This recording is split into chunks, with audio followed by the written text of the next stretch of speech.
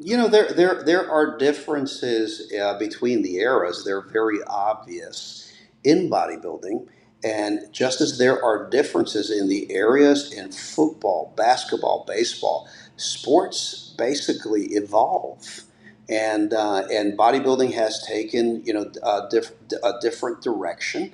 I will also say that bodybuilding is a subjective sport. Mhm. So the criteria can be set by the judging panel. The criteria can be set by the bodybuilding community, and then you judge according to that.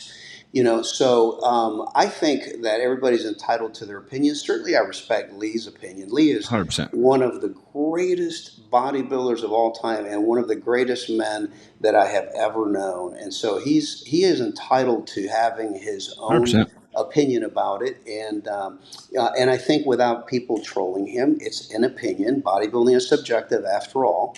But I will tell you this, that I come at this question from a position of respect because the bodybuilders of today work just as hard as the bodybuilders of yesterday. Mhm. Otherwise, they wouldn't have these tremendous physiques.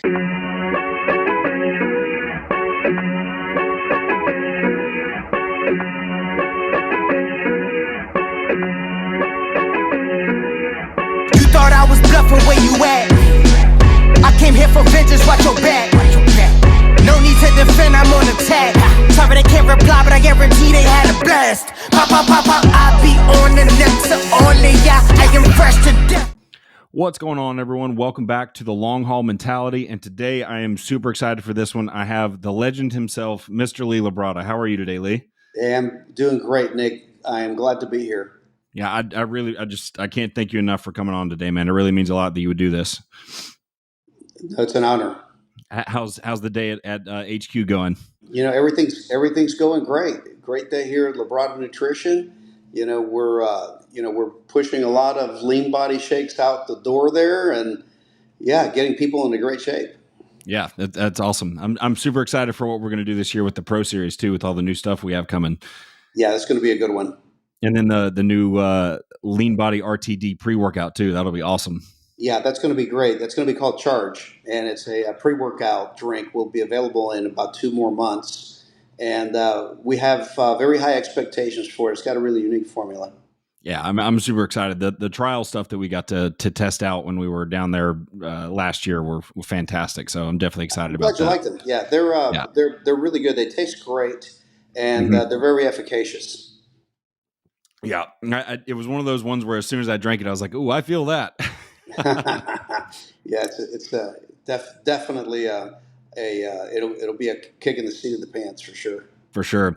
And then just before we get rolling, it's been such an honor to be able to work with your company as well and represent Labrada Pro Series and be a part of the team. And Thank you, it's Nick. been really cool to see you branch off into like a new category with the Pro Series of this style of pre-workouts and such. Well, I appreciate that, Nick, and I like the shirt, by the way. Yeah, it's a great company, right? Yes. Thank you, brother. And I want to tell you that my roots, my heart has always been in bodybuilding. So the Pro Series has just been a natural vector for me. To come out with products that are professional grade for bodybuilders that are very serious about what they do. It's a 24/7 sport. You really got to be careful what you put in your body. Yeah, it's probably such a drastic difference from like what supplements were when you were still bodybuilding, right? Oh yeah, listen. Back in the day, and when I first started in the '70s, these products, protein powders were just horrible tasting. A lot of them were soy based, and or they had vitamins in them that were just basically raw vitamins. So it tasted like you were drinking vitamin sawdust. I mean, it's like I'd hold my nose and chug it down because I figured if I drank it, I would look like the guy in the picture. Yeah. Weider was Weider Health and Fitness. Joe Weider was pushing those back in the day, and promoting his protein powders, and they just didn't have the advanced technology that they have now. With the delicious dairy-based proteins and flavoring systems and that kind of thing. In fact, I first came on the scene 30 years ago. Believe it or not, Nick, it's been 30 years. The company's 30 years old this year. We're having a big year long celebration. But 30 years ago, when I first came on the scene, the stuff still tasted pretty hit and miss, let's say. And one of the big selling points, one of the big points of differentiation for our products was that they were the best tasting products on the market. Period. And just we were very very picky about how the products tasted, and we engaged all of the best food scientists and flavoring experts to come up with Lean Body and all the other protein powders. That first off, that's cool. But to the fact that like the company has been around for 30 years, I don't think is something that a lot of people really pay attention to, Yeah, it's kind of Like, it's kind of hard for me to wrap my head around it. It's been a blur, and at the same time, it's been a journey. There's been times where we have been lost in the wilderness, and other times where it was so good that we couldn't keep track. But hey, God is good, man. God makes a straight path for us. I feel like I'd be remiss to ask this question, but do you think, or to not ask this question, do you think that your bodybuilding background led you into being such a successful businessman? Well, I do on two levels, actually. One, when I stopped competing, when I retired from competition in 1995, I was 35 years old. I had placed in the top four of the Olympia 7 times. I had won 22 professional bodybuilding titles, including the IFBB Mr. Universe and the Pro World Championship. And basically looking around saying, what's next? I had worked for some of the world's largest supplement companies, including Weider Health and Fitness and MedRx, and Mm-hmm. and I had gained a lot of knowledge of those places, and I felt I could do a better job. So I launched Labrada Nutrition. So bodybuilding definitely helped me on that level, in terms of determining what business I would go into. But more importantly, it taught me how to do business. And the takeaway on that is that the focus and discipline that you learn in being a good bodybuilder can be applied to almost any other aspect of your life, including business. I just had this conversation with Branch Warren. I had Branch out here on the Lee Labrada podcast this week, and we were talking about that same thing. That's The awesome. discipline that we learn, doing these workouts day in and day out, adhering to the bodybuilding diet day in and day out. Those are things that can be applied to anything in life, including business. Yeah, I'm not a quarter of the bodybuilder or businessman that you are, but like I can 100% attest to that. It's like I spent 12 years of my life competing and pushing for that thing, and didn't get to the levels that you did. But I through that process, regardless of the level that I got to with bodybuilding, I definitely wholeheartedly believe that bodybuilding turned me into the man that I am today, the father I am today, the businessman I am. And it's because it's such a simple adage for life of like, the harder you work, the more you get out of it. And It's not always gonna go the way you want, but you keep moving forward and something's gonna turn out good. my father always told me, no matter how hard things get, always put one foot in front of the next and keep moving forward, even when you don't feel like it. And bodybuilding teaches you that. Listen, whether you're competing, at the state level here in the state of Texas, or whether you're competing on the Mr. Olympia stage, the basic fundamentals, they're the same. Yep. Which is to say, you focus on a goal, you are disciplined to work towards that goal, and if you keep at it, you will get to that goal. Yep, 100%. Before we go into the main topic, was your dad into fitness at all? Did he have a background in that? My dad was a lifter, and he was a gymnast when he was younger. He always had a very muscular build. So my dad was. I'm 5'6". My dad was 5'7" and maybe 200 pounds. And so he was a stocky guy. Big arms, big legs, and chest and the like. And so I got a lot of the genetics from his side of the family. Although genetics being what they are, they always work their magic together. So I can't I Mhm. can't I can't rule out my mom's contribution to that either. Yeah, that's awesome. I was just curious if your dad was into any type of competing or anything like that in any category, not just bodybuilding. But what was it that originally like drew you into the world of bodybuilding? So was drawn into bodybuilding at the age of 17. I suffered a football injury, and it basically landed me in the gym, for rehab. And I found out pretty darn quick that I was going to be a better bodybuilder than a football player. So it's a good thing because at 5'6", I wasn't going to go into the NFL. But I found my calling and entered my first bodybuilding competition a couple of months later. To my surprise, I won the show because true to my nature, I was the smallest guy on stage. Right from the get go, these guys outweighed me by 30 pounds, and I won the show. And at the time, I didn't know, that bodybuilding was just more than about sheer muscle size. That it's also about muscle quality, symmetry, proportion, definition, so many factors. But that's what started me. That's how I got my start. That's awesome, and that's a pretty good foray into the main conversation today. Is like the differences in the evolution. I'm not even going to say differences, just the evolution of bodybuilding from your era to the current era. And there's just a lot of people getting bickering about this online these days, and one of the main places that this has come from recently is another legend of the sport and another Lee Haney, right? And he's openly voiced some, I don't know if you want to call it concerns or things that he's just noticed within the fitness or within the bodybuilding world. In his words were that bodybuilding in its current state needs a reset. And a lot of people are taking that as that he thinks that bodybuilding needs to go back to what it was in your era and his era of a little bit smaller, more streamlined, that kind of thing. So obviously, like, you're more focused on business stuff this day, but you have Hunter there at the gym all the time. Your son's competing at the highest level. So as far as what you see from just the basic understanding that you have of current bodybuilding, what do you see the biggest differences are between your era and now?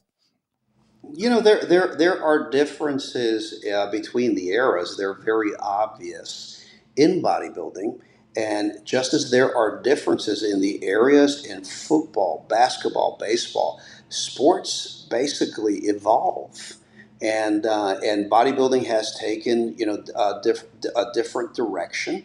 I will also say that bodybuilding is a subjective sport. Mm-hmm. So the criteria can be set by the judging panel. The criteria can be set by the bodybuilding community, and then you judge according to that.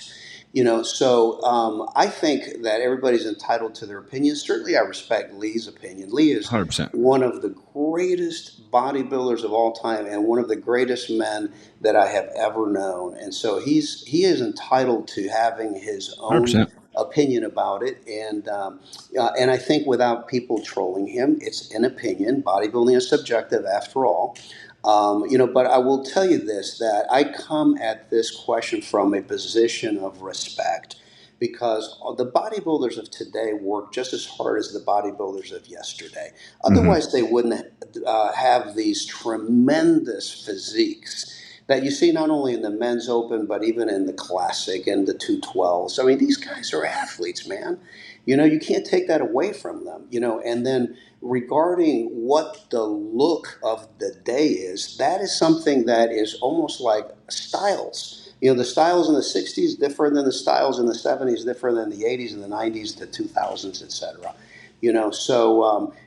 I think that it's always good for the sport of bodybuilding to look itself in the mirror, pardon the pun, because we do a lot of that, right? Yeah. But it's good for the sport as a whole to look itself in the mirror and say, well, what is our physical ideal for today? Right. What would we like the physical ideal to be, and how would we like to be judged? Yeah, completely.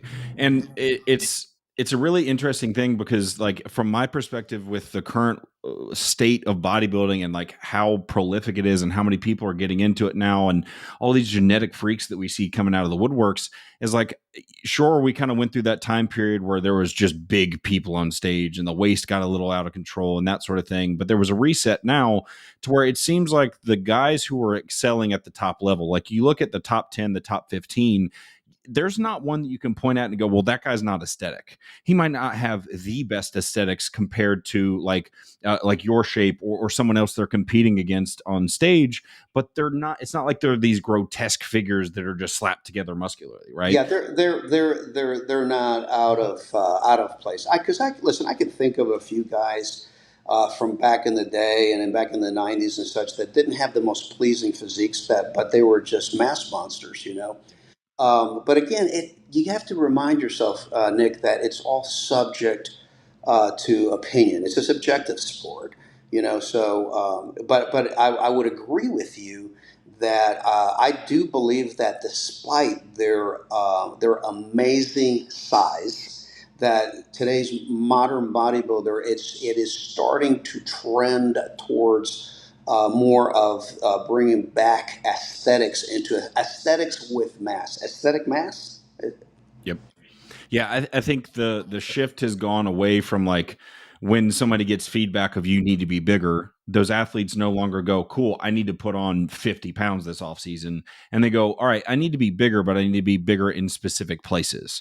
Right. So Yeah, instead of yeah, just, and that's one of those yeah. things that we must not lose track of as bodybuilders because the Mhm. goal is to develop a physique that is overall, you know, overall well developed and balanced, right? Yep. You know, you don't want a physique with legs that are too big or arms that are too big or whatever. You know, balance always has a tendency to create an illusion that the physique is actually bigger than it is. So when you have balance and you have overall balanced development of physique, the sum of the parts is greater than the whole. Yeah, that's a great point. And I think you as a competitor, stand behind that. Like you are an example of that is what I'm trying to say there, because you were like, what weights did you compete at? What kind of Nick, range if did I you told weigh? you, you wouldn't believe it. Tell So me. yeah, I competed at between 180 and 193 pounds, depending on the year. Eh, Towards the end of the career, you know, I tried to put on some more size, and I started coming in the range of 190, 192 at a height of 5'6". Now, I will tell you that looking back on what I did, I wasn't supposed to be able to do what I did, you know, because it's like a bumblebee. I wasn't supposed to be able to fly, right? Because I was easily giving away a 30-pound advantage to the next guy. I was mhm. easily the lightest guy on stage, you know, with the exception of maybe one or two. But I was easily one of the lighter guys on stage. But, you know, with my God given genetics, the balance and the symmetry and the proportion, I created an illusion of being a lot bigger than I was. You know, someone else that had that quality was Frank Zane, you know, Yes. and because he was always conditioned, his conditioning was impeccable in those Olympias that he won. He ended up beating guys that were a lot bigger than he was. It was no different for me. If I was spot on, I mean, my condition had to be on the money because if Mhm. I was 2 or 3 pounds off, they would not even look at me. But when I was on, and I would draw the attention of the judges to me every single time in the lineup. Yep. And that goes to say what we were talking about earlier is just like you shaped a body that was so built, like proportionally solid, that it was able to beat guys that maybe weren't as proportional but a lot bigger than you. And then Correct. also at the same time, because you got in such good condition, you often looked a lot bigger. Like I can remember back to like when I would be competing and I would be closer to show in that like 6 to 8 week out mark where you're still pretty full, still pretty lean. People would think I was heavier than when I was in my off season. And it's like, Right. no, man, I'm 20, 30 pounds down, you know, it's like, Yes. because the muscle is pushing against the skin and everything is That's showing the and your waist is that's tighter. That's the Yep. illusion. And you know, that's something that I would actually make as a recommendation to our new crop of upcoming professional bodybuilders is that sometimes more is just more. More Yes. is not always better. And some would actually be better if they were to drop 10, 15, 20 pounds and Hmm. come in with just crazy, wild, crazy definition they would Yep. actually end up looking bigger under the lights. I mean, if we look at someone like Jay Cutler, I mean, you think about the year that he lost, he was the year he lost to Dexter. He's probably one of the biggest that he ever had been. And then when he came back and re-won his title, he was smaller than he had Yeah, been, but you he betcha. looked way better. They didn't call Dexter the Blade for nothing. Yeah. He knew that at his stature, he had to come in sharp, Yep. and that's how he would win so many competitions. You guys should check out his CV and look at his contest history. It's amazing how many Yeah. shows that guy won. I mean, still one of the legends. Like, how many eras did that guy compete in? Oh, What's insane? he competed for a while. It was He like competed for 80s, a while. 90s, Yeah, 2000 yeah, teens. Like, it's yeah, crazy. But yeah. You know what's interesting is Dexter and I both grew up in Jacksonville, Florida. oh wow, very cool. I did Yeah, not know that. yeah. Now, the other thing that I also think that you are just super well known for is how you posed, and I think that's another big thing that helped you beat out the bigger guys that I think current level bodybuilders could take a lot away from, because like posing has, for not everyone, but for a lot of guys, especially at the higher level, posing has kind of become an afterthought, right? They hit their mandatories exactly as they're supposed to, Yeah, and like they don't change it. There's no deviation, there's no shifting, there's no creativity with it, and sure. that's all they have to do because that's all they're judged on, right? Yeah, But well, and that's I think that you hit upon a key phrase is that until they start judging the posing round again as it used to be at one time, then you will have guys that are basically just doing the bare minimum poses that they need to do to complete the rounds on which they're judged. If you're not judged on something, why do it? Is the common wisdom. I, on the other hand, believe that when you put that much effort into getting ready for a competition, and you know, Nick, from experience, how many hours it takes, how much dedication, how 24/7 our sport is in terms of exercise, conditioning, eating right, practicing. If you're going to put that much effort in, do you not want to present yourself at the very best that you can be, so that the camera can capture it, so the video can capture it for posterity's sake? Because mhm, one day you're not going to be in that condition anymore. You're going to be older. You're going to lose it, and there will be a new crop of guys coming up. But the videos are there forever. yep, Okay, and I'm going to tell you, Nick, 100 years from now, you know what they're going to remember from those Olympias of the late '80s and early '90s? They're going to remember my posing routines. They're going to 100%. they're going to see those, Yep, and so I've always wanted to put forth the best effort, because I believe that muscle in motion adds an entirely new dimension to the presentation than static muscular poses. yep, When you have a bodybuilder in motion that's built well, it just takes on a whole different dynamic, entirely different dynamic. It draws the eye in, it touches people. It touches people. So I encourage the younger athletes, the younger bodybuilders. Uh, you know, take it from somebody that's been there and can share this wisdom with you. Do your best on the presentation for posterity's sake, and to perfect that which you have developed in the gym. yep. And honestly, you touched on something on my own personal life of like I've decided to hang up the trunks and just pursue the fatherhood and business side of this and not compete anymore. And looking back, like the picture that's on the wall back there was from my last competition, and honestly, there's a lot of those pictures in there where I'm like, I should have been posing better. I wasn't hitting my leg there. I wasn't hitting my core there. I wasn't doing this there. And that's one of my, like, if you can call it a regret, that's one of my biggest regrets of the last, anytime I competed, it was not putting enough into posing more than just sitting my check-ins and doing my mandatories, and like learning how to move my body. It was like, look, I got two left feet. I don't know how to dance. I don't know how to move myself, but like I could have put a lot more effort into that. And Sure. the one thing that I look at and go, well, like, could I have been bigger? Sure. Could I have been more conditioned? Sure. All those things are true anytime you get on stage. But the thing that was in my control was to pose better. And I definitely see that Yep, as something that I wish I could have done better for sure. that's right. That's Yep. right.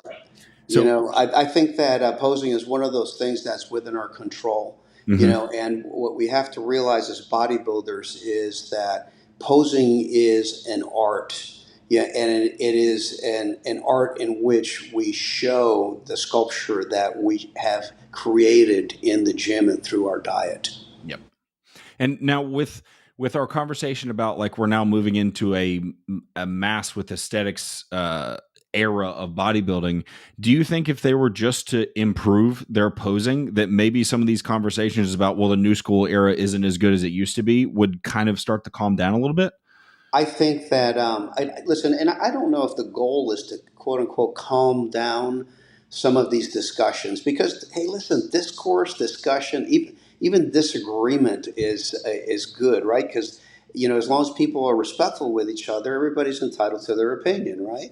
And so I think it's good to have different opinions about which physiques should be rewarded and which direction we want to take bodybuilding as a bodybuilding community. You know, so you know, I think again, it just comes down to personal choice. Yep. Yep, for sure. And I think one of the hard parts about social media is like, especially for like someone like Lee Haney, like Lee Haney is one of the nicest guys that I've ever met. And it has, He's a great friend and a great Christian gentleman. right. A lot of It, respect for that guy. Yes, extremely good person. I mean, he's tied with one of the greatest of all time. He is one of the greatest of all time. So like you can't say that his opinion isn't valid because it is.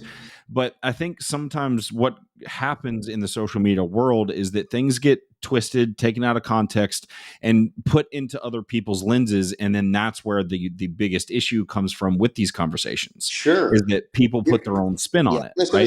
As long as there is an internet, you know, which is the you know, I guess it's the digital equivalent of the town square. If you get enough people in a town square and they are each offering their opinion, you're going to have debate, you're going to have discourse, and you're going to have the occasional argument. That's just, you know. But let's all just stay civil about it, right? Yep. You know, because at the end of the day, you know, when you look at someone like Lee Haney, I'm going to give you some odds, some numbers to think about that'll put into perspective what this man has accomplished, winning 8 Mr. Olympias. Okay, I jumped on Chat GPT and I typed in what are the numerical odds of placing in the top 4 in the Mr. Olympia one time. Nick, any guess? It's a 3% chance. How does that be 3 in 100? How does 1 in 5 million grab you? Okay.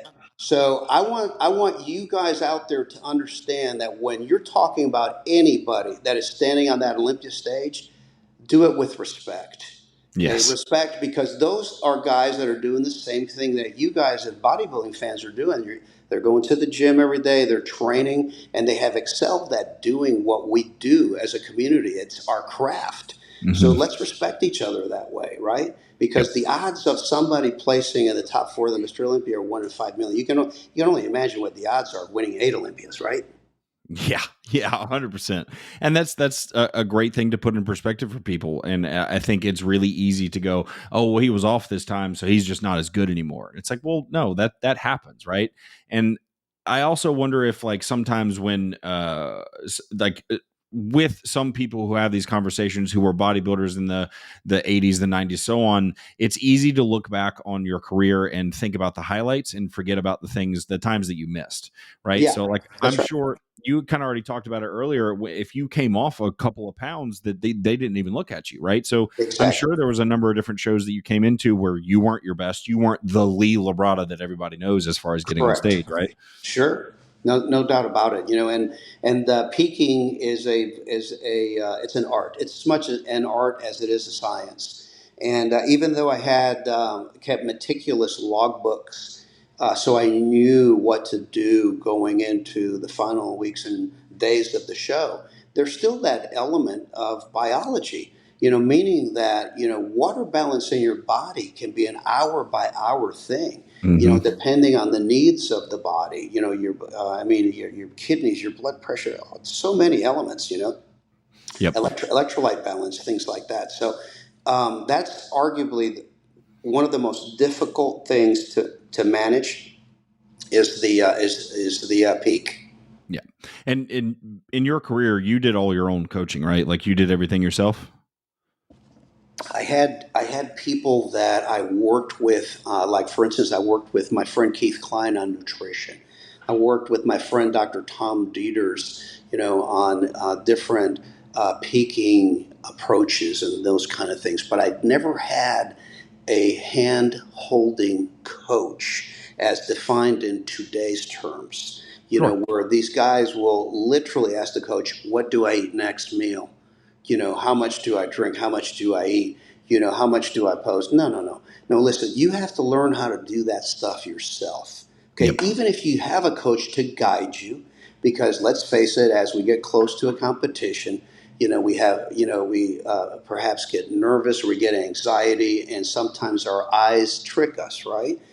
So you have somebody looking at you, and somebody that you can trust and giving you unbiased feedback. But you have to understand cause and effect in your body. If a coach tells you to eat this and drink that, and you have a certain look, then at least remember that so Mm-hmm. that you can replicate that. That way you learn the process yourself. What if something happens to your coach? He gets in a car accident, or you don't see him. You don't see him for 2 days. Don't laugh. I've heard about that stuff. Yeah, 100%. Guys being abandoned on the day of the show by the coach. You got to know how to do it yourself. Nothing wrong with having a coach, but understand the process and the cause and effect in your own body.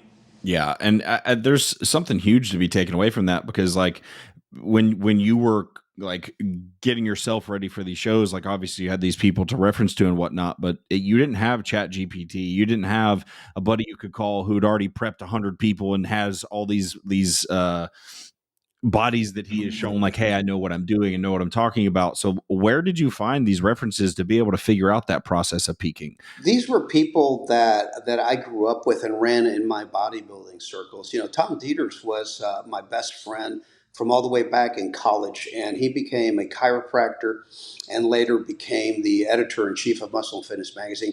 Keith Klein became a nutritionist and was the founder of the Institute of Eating Management.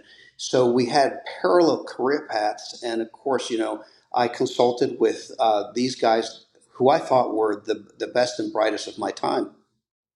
Yeah, that's awesome. And then you logbook stuff, you kind of wrote I, things I down. logged I logged book stuff meticulously. I still have logbooks that I can tell you exactly what I ate 6 weeks and 3 days before the 1990 Mr. Olympia. That's really Okay, cool. I mean, I weighed everything.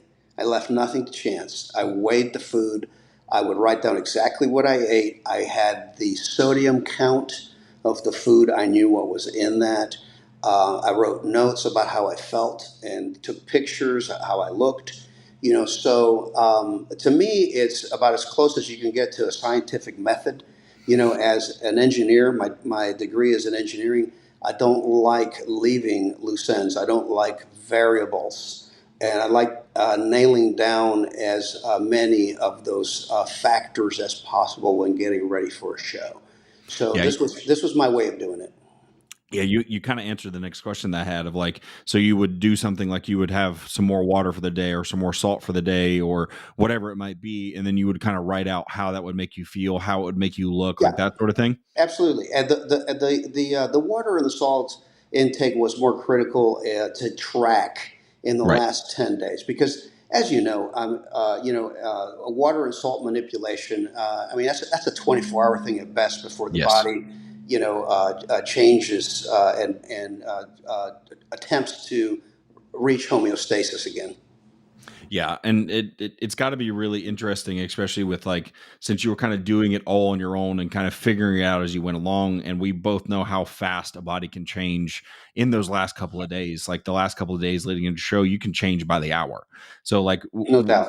was it like that kind of meticulous of like Oh going to the man, show, you yeah, would yeah, go no through that doubt. whole I thing? remember, I remember being in Rimini in 1989 And the night before the competition, before the Mr. Olympia, it looked like I was holding a sheet of water. And I knew I didn't have water on me. It's just that the water was in the wrong compartments. And we figured out that what I needed to do was to add some sodium back into my diet. And I woke up the next morning and I was hard as nails.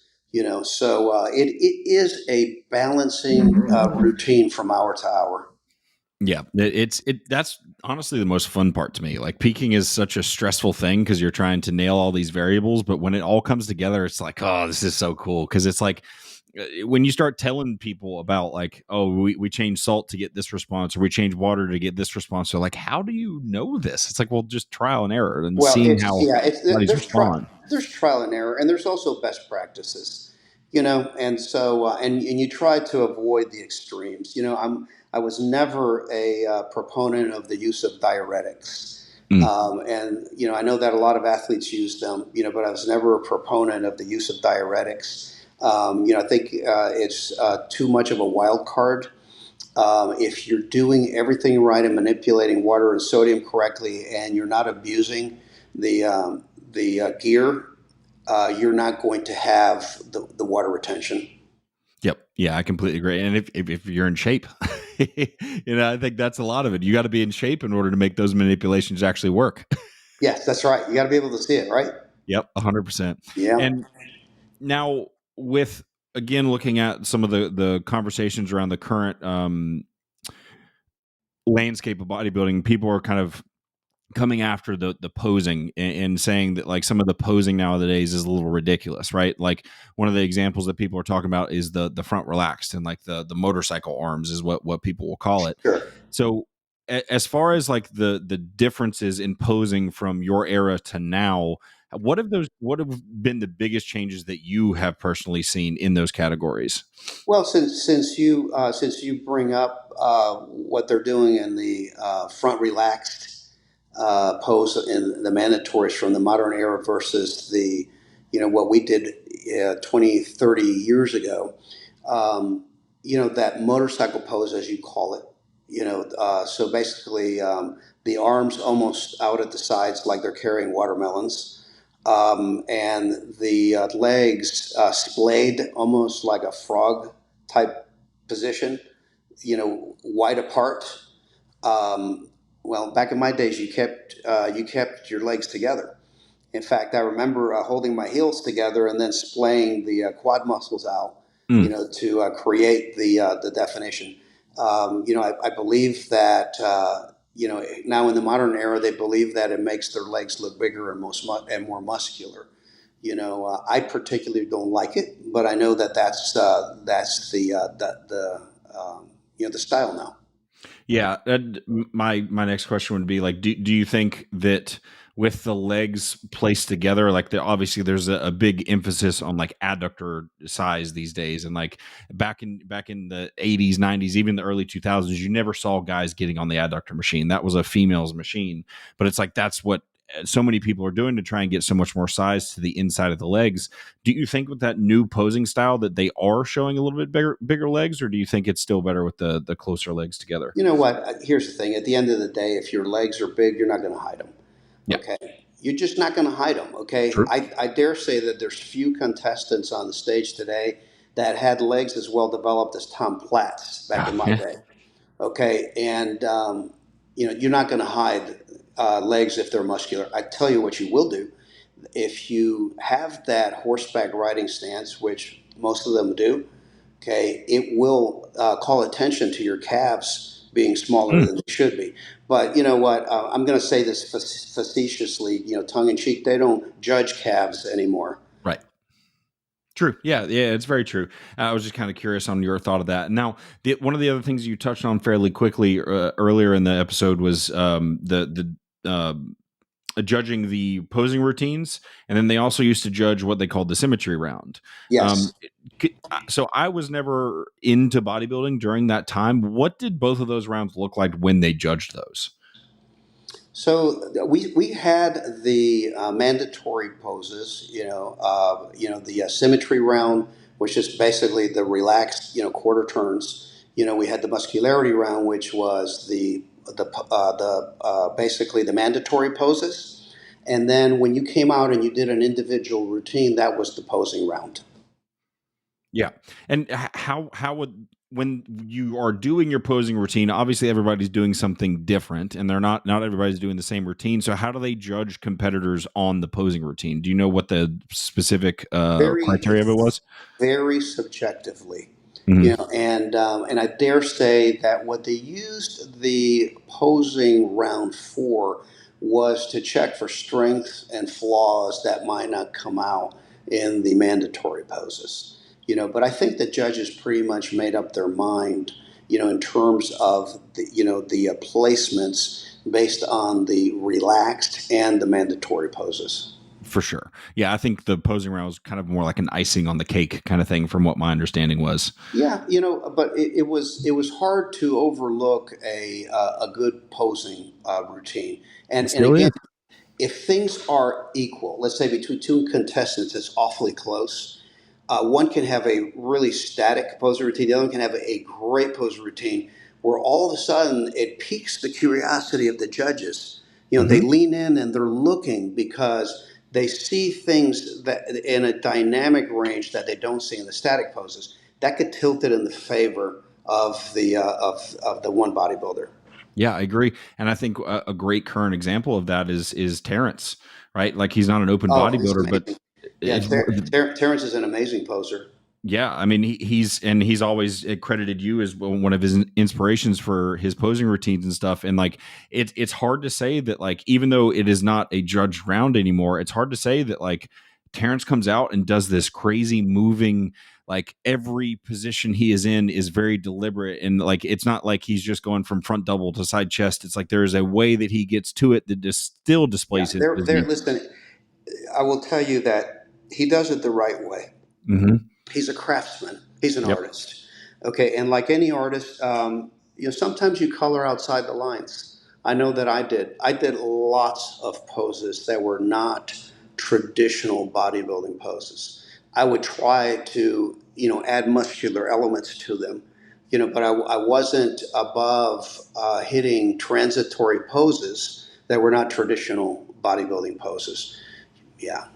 Yeah, and I definitely think that goes back to our earlier conversation of some things that the newer era guys could really advance themselves with. Is like Sure. every position you are in is a pose. Like One go, 100%. Listen, let me yeah. tell you on that note, because I want to emphasize this. I have talked about this actually before in other videos. Is that you have your static poses, okay, like your front double bicep or your front lat spread, for instance, but you have transitions, and Hmm. transitions are dynamic poses. Treat transitions as poses. Those judges don't take their eyes off you. By the way, there's a few bodybuilders over the years that have just been, I believe, wonderful. I mean, just exceptional posers. Starting with guys, like Mohammed McAway. Hmm.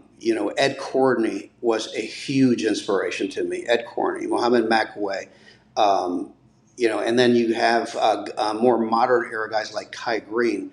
Even though Kai's style is way different than mine, I Hmm. appreciate it because it's very artistic. Yep. And Melvin Anthony, people like that. You have people that have athletes that have just tremendous posing styles over the years. So what I would recommend is for up and coming athletes, up and coming bodybuilders to pull up these old videotapes on YouTube, study them, learn those routines, not because you're going to copy them and do them verbatim, but learn them so that you too can develop the language of posing. Yep. I'm going to just give you another example, Nick. I'm a guitar player. I'm a semi-professional guitar player. In fact, I've got a few recorded albums on Spotify, Yeah, I've and listened. They're great. so I had to put that plug in there. Yeah. But I will tell you that when you want to learn to play guitar, you learn to play music that's played by other artists. They become influences, and by Hmm. learning how to do these riffs and learning how to play like that artist, you develop your own style. You learn the language of music in that case. So in bodybuilding, I encourage the up and comers to learn the language of posing. You know, imitate, imitate, then take that, throw it in a blender, the creative blender, and come up with your own style. Yep. And it's a very important thing that I think a lot of people really miss is like you said, the judges, when you're on that stage and you're under the lights and you're on that line, they are seeing you at all times. So just because you can have a tight waist in your mandatory poses and so on and so forth, but if you let it go between your poses, like you're doing yourself a disservice. And Yeah, you know, even standing. it's funny because if you will take a look at some of my old competitions, you know, if you look at the Mr. Olympia, you know, I was always standing in the when I was put back into the lineup, I always stood with my legs completely flexed and my abs completely flexed and my hands on my hips. Okay, you know, tilted to one side, statue. It's like a statue. And I cannot tell you how many times the judges would just sneak up, you know, just kind of just look over at me real quick to see if I was still in that position. And the rest of the guys, they're gassed, okay, and they had their bellies out and whatnot. And I'm ready. I'm ready. And I still remember Flex Wheeler talking to me after we competed together at the Arnold Classic in 1993. I think Robbie Robinson was in that show. And he goes, Lee, he goes, I don't know how you do it. I don't know how you stand flexed like that the whole time. I turned to Robbie and I go, how does he do that? Talking to Robbie in the lineup. Robbie goes, how does he do what? And I go, how does he stand flexed like that? He goes, I don't know. Why don't you ask him? And so I'm here to ask you. And you know what I told Flex, and he started doing this. You have to practice that. You know, when you are tired after you know, training, try standing in front of that mirror and holding everything in your body tense as you would in a lineup for 30 seconds, 60 seconds. You know, sneak a breath in and do it again. And you develop a tolerance. You develop conditioning this way. You know, and I think it helps improve muscularity as well. Yeah, I mean, it's definitely going to help you develop that connection to that muscle, so you can show it better for sure. And I want to be cognizant of your time, obviously, and we're coming up on that 4 o'clock time mark. But is there anything kind of here at the end as we start to wrap up that you could give to the newer era of bodybuilders that would help them take some stuff from your era and make this era even better than it is now? You know what? I'm going to start with this, okay? And if I digress too much, Nick, pull me back to the question, okay? But Go for it. I'm gonna let you ramble. I'm going to start with this. I'm going to start with this. Bodybuilding is a beautiful journey. Okay, it is a competition against yourself.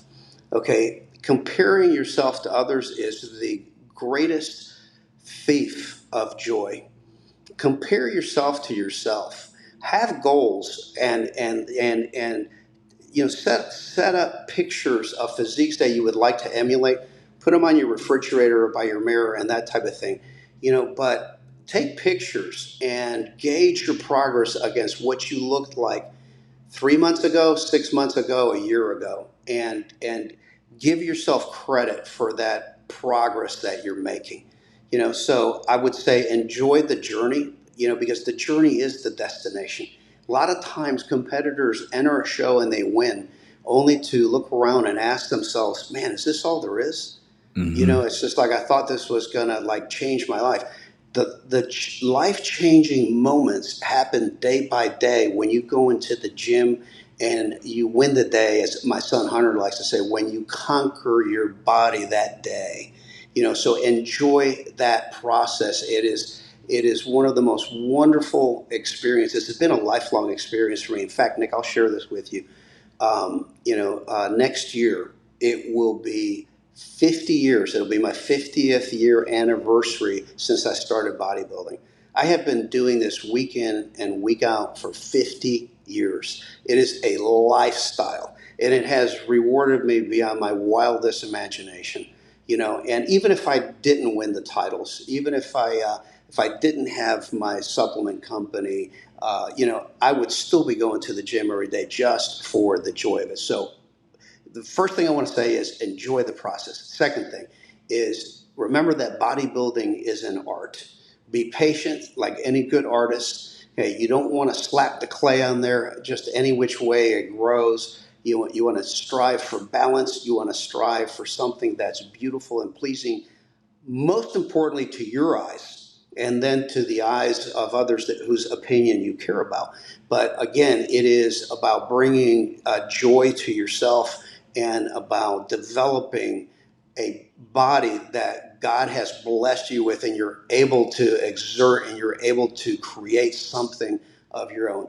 God is the ultimate creator, and He has created us as creators, and we create our bodies in the gym and through bodybuilding.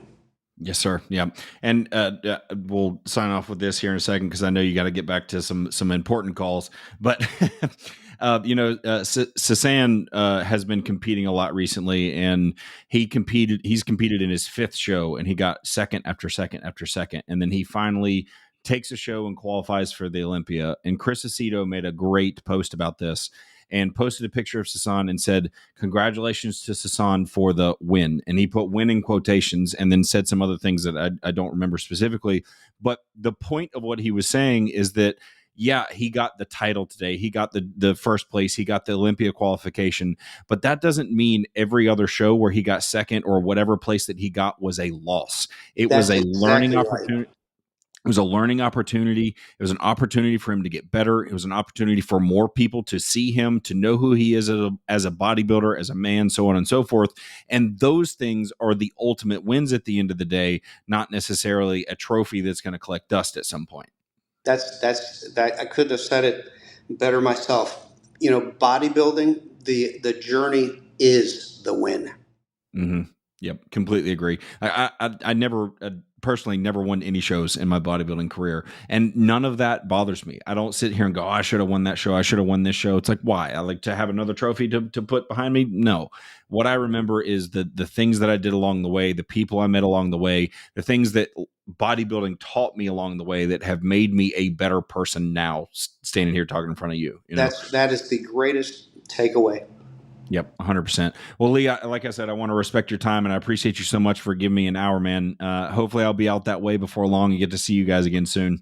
Nick, thank you for the opportunity, and you're a great host. Thank you again for having me on, and we will see you soon, my brother. I appreciate you very much, Lee. Have a good rest of your day. All And right, for you too. anybody still watching, be sure to like, subscribe, share it with your friends, and we'll catch you on the next one.